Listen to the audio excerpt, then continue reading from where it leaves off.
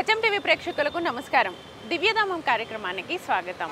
మనం ప్రతి వారం దివ్యధామం కార్యక్రమంలో భాగంగా పురాతన ఆలయ చరిత్ర విశేషాలను తెలుసుకుంటున్నాం కదా.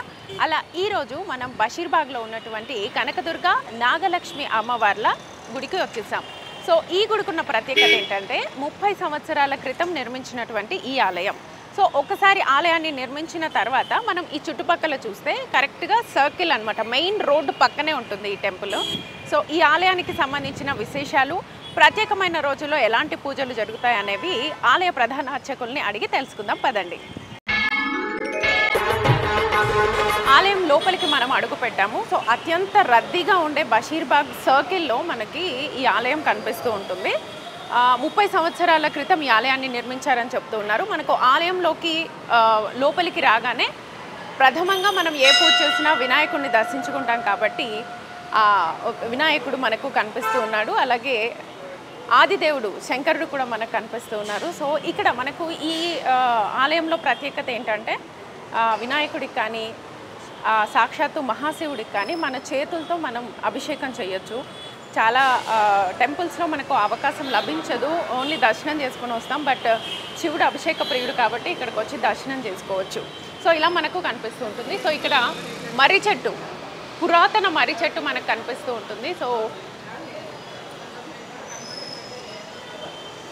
మర్రి చెట్టును చూడొచ్చు. సో అలాగే ఇక్కడ పంచముఖ ఆంజనేయ స్వామి వారు కూడా దర్శనం ఇస్తారు మనకి. ఇక ఈ దేవుళ్ళని అందరినీ దర్శించుకున్న తర్వాత ఇక్కడ చూడొచ్చు మనం ముడుపులు కడుతూ ఉన్నారు. సో ప్రతి ఆలయంలో కూడా ముడుపులకి ఒక ప్రత్యేకత ఉంటుంది కదా. ఏదైనా కోరిన కోరికలు తీరాలని చెప్పి ఇక్కడ ముడుపులు కట్టడం మనం చూసాం ఇక్కడ. సో గణపతిని, శివుణ్ణి, అలాగే పంచముఖ ఆంజనేయ స్వామి వారు ఇక్కడ కనిపిస్తున్నారు కదా. వీళ్ళందరినీ దర్శించుకున్న తర్వాత ఇక్కడ మనకు మర్రి చెట్టు కూడా కనిపిస్తుంది. మర్రి చెట్టులో వేప చెట్టు కూడా ఉంది. సో మనం రావి చెట్టు, వేప చెట్టు కలిసి ఉంటే దానికి ప్రదక్షిణలు చేయమని చెప్తుంటారు. అలాగే మర్రి చెట్టు కూడా ఒక ప్రత్యేకత ఉంది. ఎందుకంటే దక్షిణామూర్తి మర్రి చెట్టు కిందే మనకు దర్శనం ఇస్తూ ఉంటారు కాబట్టి ఇక్కడ కోరిన కోరికలు తీరాలని చెప్పేసి ఇక్కడ మనకు ముడుపులు కట్టడం మనం చూస్తాం. ప్రతి గుళ్ళోనూ ఉంటుంది కదా. సో అలాగే ఇక్కడ కూడా మనకు కనిపిస్తుంది అనమాట. సో ఈ ముడుపులన్నీ అయిన తర్వాత మనం కనకదుర్గ అమ్మవారు, అలాగే నాగలక్ష్మి అమ్మవారు అని చెప్పాం కదా. సో నాగదేవత అంటే మనం ప్రత్యేకంగా భారతీయులకి ప్రత్యేకంగా పూజ చేస్తూ ఉంటారు. ఏదైనా అంటే పెళ్ళి కానీ, కుజదోషం కానీ, సంతానం కానీ ఇలా అన్నీ ఉంటే నాగదేవతకి పూజ చేయమని చెప్తూ ఉంటారు. సో అలా నాగలక్ష్మి అమ్మవారు కూడా ఉన్నారు. సో ఇక్కడ మనం చూస్తే కనకదుర్గ అమ్మవారు, అమ్మలగన్న అమ్మ మనకు కనిపిస్తూ ఉన్నారు. అలాగే ఇక్కడ నుంచి అమ్మవారిని దర్శనం చేసుకున్న వెంటనే మనకు నాగలక్ష్మి అమ్మవారు మనకు దర్శనం ఇస్తారు.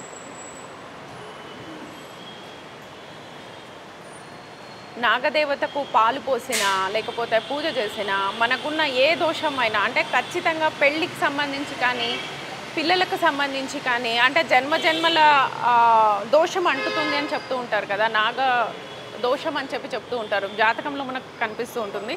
సో అలా సుబ్రహ్మణ్య స్వామికి కానీ ఇలా నాగదేవత కానీ పూజ చేయమని చెప్తూ ఉంటారు. అండ్ ఈ ఆలయంలో మరొక ప్రత్యేకత ఉంది. సో అన్ని గుళ్ళలో ఉన్నట్టే మనకు నవగ్రహాలు మనకి ఇక్కడ కనిపిస్తూ ఉన్నాయి.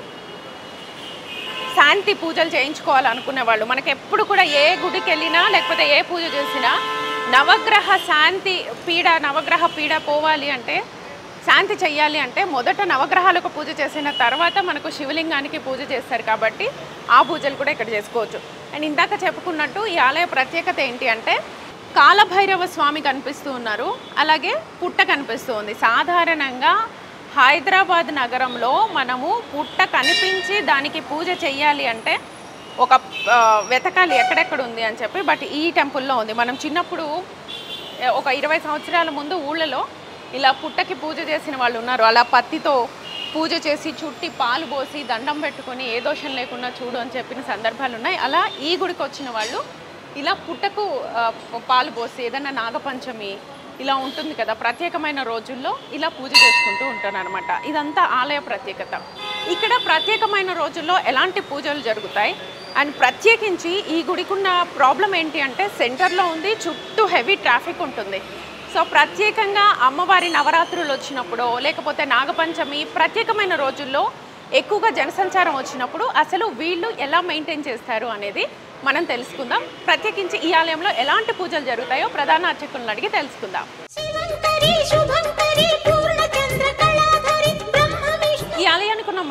ప్రత్యేకత ఏంటి అంటే శృంగేరి శారదాపీఠం నుంచి జగద్గురు శ్రీ భారతీ తీర్థానంద స్వామివారు స్వయంగా విచ్చేసి 41 రోజులు యంత్రానికి పూజ చేసి యంత్ర ప్రతిష్టాపన చేసిన ప్రత్యేకమైన గుడి. సో ఈ ఆలయంలో ఎలాంటి పూజలు జరుగుతాయి అనేది అర్చకుల వారిని అడిగి తెలుసుకుందాం. స్వామి నమస్తే. जय माता जी.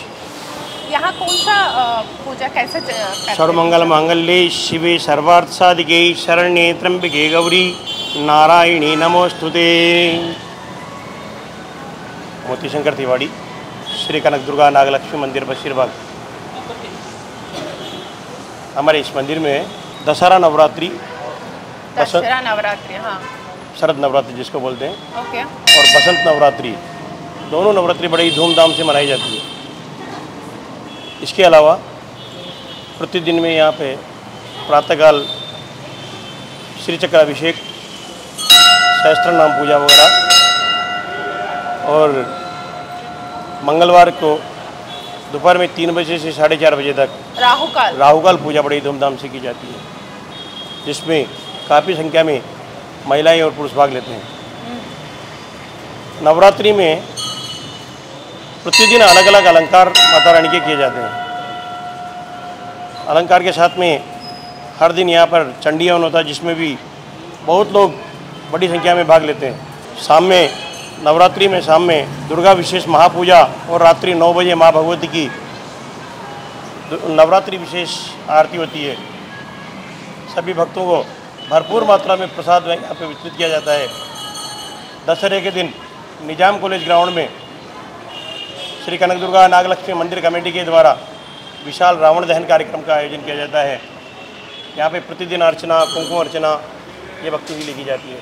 जय माता जी.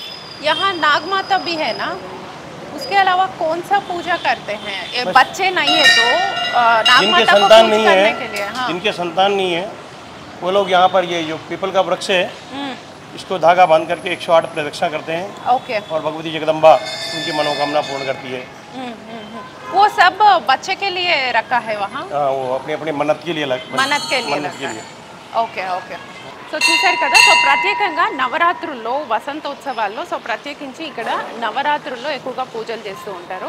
అండ్ ప్రత్యేకించి మనం ఇందాక మాట్లాడుకున్నాం కదా, మర్రి చెట్టు దగ్గర ముడుపులు ఏవైతే కట్టారో అవన్నీ కూడా ఎవరైతే పిల్లలు లేని వాళ్ళు ఉన్నారో లేకపోతే ఏదైనా కోరికలు కోరుకొని కట్టిన వాళ్ళు ఎక్కువగా ఉంటూ ఉంటారు.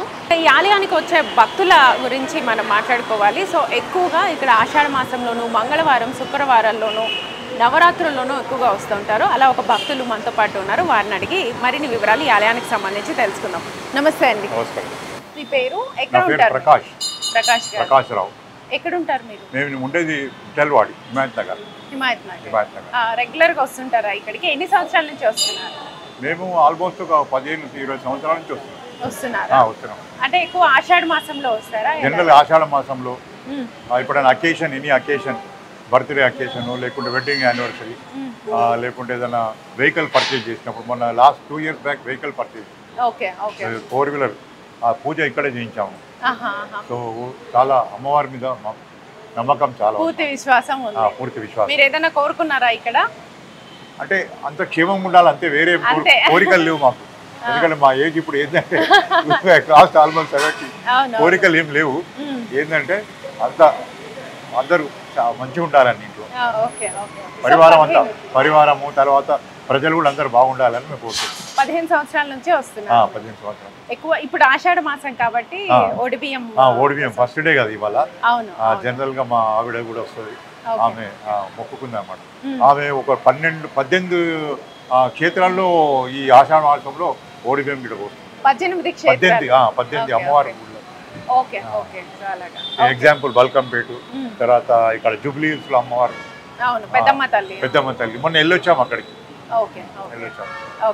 అలానే అన్ని గుళ్ళన్నీ వెళ్తుంటాం అనమాట. ఇక్కడ ఇంకొక భక్తురాలు ఉన్నారు, వారిని అడిగి ఈ ఆలయానికి సంబంధించిన ప్రత్యేకతను తెలుసుకుందాం. అమ్మ నమస్కారం. మీ పేరు?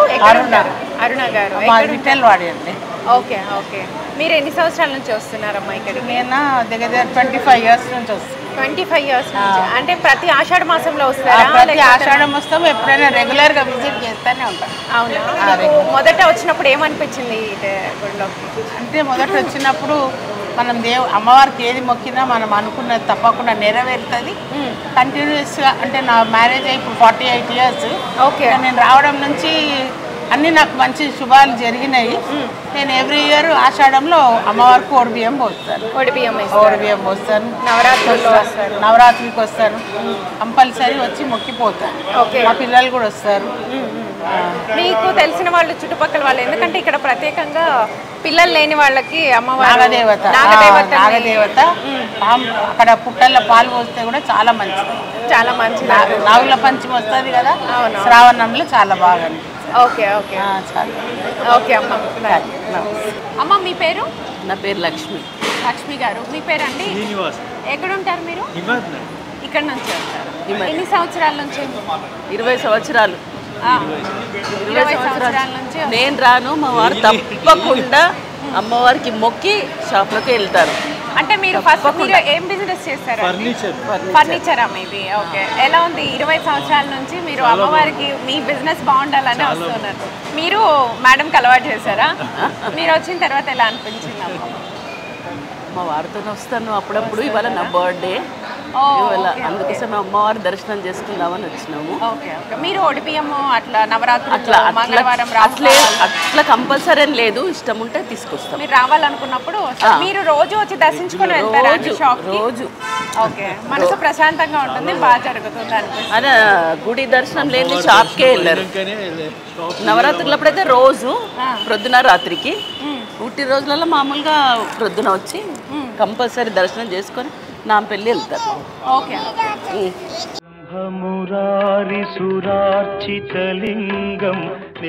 సో మనతో పాటు ఆలయ చైర్మన్ రామరాజు గారు ఉన్నారు. సో వారిని అడిగి అసలు ఈ టెంపుల్ ఆర్గనైజేషన్ ఎలా చేస్తున్నారో కనుక్కుందాం. నమస్తే సార్. సార్, ఇప్పుడు ఈ ఆలయానికి సంబంధించి చాలామంది భక్తుల్ని అడిగి కనుక్కున్నప్పుడు వాళ్ళు చాలా పవర్ఫుల్, మేము కోరిన కోరికలు తీరాయని చెప్తూ ఉన్నారు. 30 ఏళ్ల నాటి ఆలయం కదా, 30 ఏళ్ల నుంచి. సో అప్పటి నుంచి అసలు ఎలా మెయింటైన్ చేస్తున్నారు సార్? ఎందుకంటే మెయిన్ రోడ్ కదా ఇదంతా. అసలు ఆలయము ఎప్పుడు ప్రతిష్టాపించిన ఎవరు తెలియదు. 30 అంటే 92లో పునఃప్రతిష్టాపన జరిగింది. పునఃప్రతిష్టాపన. అంతకుముందు గుడి ఉండేది. ఆ గుడి ఏమైందంటే యాక్చువల్గా ఇది part of the Nizam college. ఈ నిజాం కాలేజ్ లోపల ఉంది, ఇదంతా నిజాం కాంపౌండ్ లోపల ఉండేది. అయితే రోడ్ వైడనింగ్లో బయటకు వచ్చింది. వచ్చిన తర్వాత దీన్ని వాళ్ళు ప్రభుత్వం ఏమన్నదంటే ఇక్కడ తరలించేస్తామంటే అప్పుడు ఇక్కడ ఉన్నటువంటి లోకల్ లీడర్స్ ఉంటారు కదా, దత్తాత్రేయ గారు, తర్వాత మన బద్దం బాలరెడ్డి గారు, ఆలయ నరేంద్ర గారు, తర్వాత బస్తీ వాసులంతా కూడా కలిసి కాదు మేము ఇక్కడే కట్టుకుంటాము, దీన్ని ఇక్కడ నువ్వు కదపడానికి వీల్లేదంటే అప్పుడు అర్జునరావు గారు స్పెషల్ ఆఫీసర్ ఉండే అప్పుడు జరిగింది. అయితే వాళ్ళందరి లోపల ఇది కాపాడడం జరిగింది. తర్వాత 90లో ఒక కమిటీని ఏర్పాటు చేసింది అనమాట. ఆ కమిటీకి నన్ను చైర్మన్ చేసింది 90లో. సో అప్పుడే కమిటీ మెంబర్స్ అంతా నిర్ణయం చేసుకున్నది ఏంటంటే ఈ గుడిని శృంగేరికి మనము డెడికేట్ చేయాలి, శృంగేరి వాళ్ళ అధ్యయనంలో అయితే బాగా జరుగుతుందని చెప్పి అప్పుడు మేమంతా కూడా కలిసి స్వామీజీ దగ్గర పోవడము, స్వామీజీ దానికి ఒప్పుకోవడము, 92లో దీన్ని పునఃప్రతిష్ఠాన ఆ స్వామీజీ స్వయంగా వచ్చి తన కరకరముల చేత ఏదైతే యంత్రం ఉంటుందో ఆ యంత్రాన్ని కూడా వారే స్వయంగా రాసి 40 రోజులు దాన్ని పూజ చేసి దాన్నే తీసుకొచ్చి దీంట్లో పెట్టడం జరిగింది. అందుకని ఇది ఇంత బ్రహ్మాండంగా గత 30 సంవత్సరాలుగా జరుగుతున్నది. Okay okay. ఇది ప్రత్యేకంగా నవరాత్రుల్లో అమ్మవారికి రాహుకాల పూజ, ప్రత్యేకంగా మంగళ శుక్రవారాలు నవరాత్రుల్లో ఎక్కువగా అమ్మవారిని దర్శనం చేసుకుంటూ ఉంటారు, అండ్ అలంకరణలు కూడా చేస్తుంటారు. రద్దీ ఎక్కువ ఉంటుంది కదా, ఎలా మెయింటైన్ చేస్తారు? రద్దీ అంటే అందరూ కూడా, ఎందుకంటే భక్తులు వచ్చేవాళ్ళు అనుశాసనంతో ఉంటారు. వాళ్ళకి ఏమైనా కానీ అమ్మవారి దగ్గర పూజ చేసుకోవడము, వాళ్ళ కోరికలు తీర్చుకోవడం తప్పితే మిగతాది ఏమి అలవాటు ఉన్నది. బట్ ఒకటి ఏంటంటే చాలామంది బయట చూస్తే ఇది ఇంత పెద్దగా ఉందా అంటారు, లోపలికి వచ్చిన తర్వాత వాళ్ళకి అర్థమవుతుంది అయితే. దీంట్లో ముఖ్యంగా ఈ 2 నవరాత్రులు మాత్రం చాలా బ్రహ్మాండంగా చేస్తాం. వసంత నవరాత్రులు, శరణ నవరాత్రులు ఆ కాలంలో ఇప్పుడు చేస్తాం. ఇంకోటేమో ఈ ప్రతిష్టాపన అయితే జరిగిందో దీపావళి తర్వాత ఉంటుంది అనమాట. అది దీనికి అనేక కార్యక్రమాలు చేస్తున్నాము. ముఖ్యంగా మీరు అన్నట్టు ఈ రాహుకాల పూజలో జనం చాలా వస్తారు. తర్వాత నవరాత్రులలో అయితే ఇంకా చెప్పక్కర్లేదు. దసరాకి అయితే చాలా అంటే చాలా వస్తారు, బ్రహ్మాండంగా జరుగుతాయి. ఇది తర్వాత అంటే అమ్మవారు వీళ్ళందరూ సంతోషంగా ఉంటారు కాబట్టి వాళ్ళు వస్తారు దీనికి, వాళ్ళు మొక్కు చెల్లించుకుంటారు. మేము దీని ద్వారా ఏదైతే వస్తుందో అందుకు కూడా చాలా అనేక సామాజిక కార్యక్రమాలు నిర్వహిస్తాం. మా దగ్గర ఇప్పుడు ఒడి బియ్యం వస్తాయి, సంవత్సరానికి కొన్ని 100 కిలోలు వస్తాయి నవరాత్రులు. అవన్నీ కూడా మేము వేద పాఠశాలకు పంపిస్తాము. తర్వాత ఇక్కడ హైదరాబాద్లో 3-4 అనాథాశ్రమాలు ఉన్నాయి, వాళ్ళకి ఇస్తాం, వాళ్ళు తీసుకెళ్తారు. తర్వాత చీరలు కూడా ఉన్నాయి కదా, అవి ఎవరైతే గర్భాప్సి మధ్య చాలా జరుగుతున్నది, ఆ గర్భాప్సి జరుగుతున్నప్పుడు వాళ్ళకి మన గుడి నుండి జాకెట్ తర్వాత చీర కూడా పంపించడం జరుగుతుంది. అట్లా సంవత్సరంలో కొన్ని 100 పంపిస్తాం మేము. ఇవన్నీ కూడా ఏంటంటే సమాజాన్ని మళ్ళీ మన హిందూ సమాజాన్ని తెలుసుకుని హిందూ ధర్మం కోసం అయితే వాపసు వస్తున్నారో వాళ్ళందరూ ప్రోత్సహించడము, అనాథాశ్రమం అవుతున్నాయో వాళ్ళకు కూడా మనం ఇతోధికంగా ఇక్కడ ఇవ్వడము. తర్వాత చాలా ఈ చుట్టుపక్కల గుళ్ళల్లో నేను తెలిసి ఇక్కడే ఒక 10 గుళ్ళకి మన గుడి నుండే విగ్రహాలను కూడా ఇవ్వడం జరిగింది. అట్లా దాదాపు 30 గుళ్ళకి ఇచ్చినాం మేము ఈ సంవత్సరం లోపల. ఒక్కటి కూడా ₹1,00,000 తక్కువ కాకుండా. ఇవన్నీ సామాజిక కార్యక్రమం, తర్వాత ధార్మికమైన కార్యక్రమాలు చేస్తున్నాం. తర్వాత ప్రతి మంగళవారం రాత్రి ఇక్కడ భజన ఉంటుంది. నవరాత్రులలో 9 రోజులు కూడా అందరికీ భోజనాలు ఉంటాయి. తర్వాత ఇది మన పౌర్ణమి ఉంటుంది కదా, పౌర్ణమి రోజు సత్యనారాయణ వ్రతాలు ఉంటాయి. అమ్మవారికి ప్రత్యేకంగా పౌర్ణమి చేసింది, సత్యనారాయణ వ్రతాలు, పూజలు, తర్వాత శివరాత్రి ఇవన్నీ కూడా చేస్తుంటాం. బట్ నవరాత్రులు చాలా బ్రహ్మాండంగా. ఓకే ఓకే, అంటే మీ చేత అమ్మవారు చేయిస్తుంది అని అనుకోవచ్చు. ఎందుకంటే అమ్మవారు చేయించుకుంటుంది, భక్తులు ఇక్కడ వచ్చి చేస్తారు కాబట్టి ఎప్పుడు కూడా ఏ కుదవ లేకుండా వచ్చే విరాళాలని మీరు మళ్ళీ దీనికి ఉపయోగించుకున్న చుట్టుపక్కల గుళ్ళకి, అనాథాశ్రమాలకి ఖచ్చితంగా చాలా గుళ్ళకి ఇక్కడ ఉన్న గుళ్ళందరికీ కూడా మనం ఇక్కడ నుండి ఇచ్చినవి ఉన్నాయి. గుళ్ళు మన డబ్బు తీసుకొని విగ్రహాలు పెట్టుకున్న ఉన్నారు, గుళ్ళు నిర్మించుకుని ఉన్నారు. ఇప్పుడు కూడా మొత్తం తెలంగాణలో చాలా చోట్ల కూడా ఇస్తూ ఉన్నాం. Okay okay okay sir, thank you so much. చూశారు కదండి, ప్రత్యేకంగా ఇక్కడ వసంత నవరాత్రులు, అమ్మవారి నవరాత్రుల్లో ప్రత్యేకించి పూజలు జరుగుతాయి. అలాగే రాహుకాలంలో, పౌర్ణమి తిథుల్లో ఎక్కువగా పూజలు జరుగుతూ ఉంటాయి. సో ఇక్కడ ప్రత్యేకత ఏంటంటే ఇక్కడికి వచ్చిన విరాళాలని కూడా వీళ్ళు ధార్మిక ప్రయోజనాలకి, లేకపోతే ఇటు అనాథాశ్రమాలకి వీళ్ళకు సామాజిక సేవ కూడా చేస్తూ ఉన్నారు. కాబట్టి ఆలయం ఎంత ప్రసిద్ధి చెందిందో దీన్ని బట్టి మనం అర్థం చేసుకోవచ్చు. ఎందుకంటే ఇక్కడ ఒడిబియ్యం వచ్చేది, ఆ ఒడిబియ్యాన్ని కూడా మనం అనాథాశ్రమాలకు పంచుతున్నారు అంటే భక్తులు ఎంత సంఖ్యలో ఎన్ని వేల మంది ఇక్కడికి వస్తారో మనం అర్థం చేసుకోవచ్చు. మీరు కూడా టైం ఉన్నప్పుడు ఖచ్చితంగా బషీర్బాగ్లో ఉన్నటువంటి కనకదుర్గ నాగలక్ష్మి అమ్మవారి ఆలయాన్ని దర్శించండి. చూసారు కదండి, ఇది ఇవాళ దివ్యధామం కార్యక్రమం. మరో దివ్యధామం కార్యక్రమంలో మళ్ళీ కలుసుకుందాం. నమస్తే.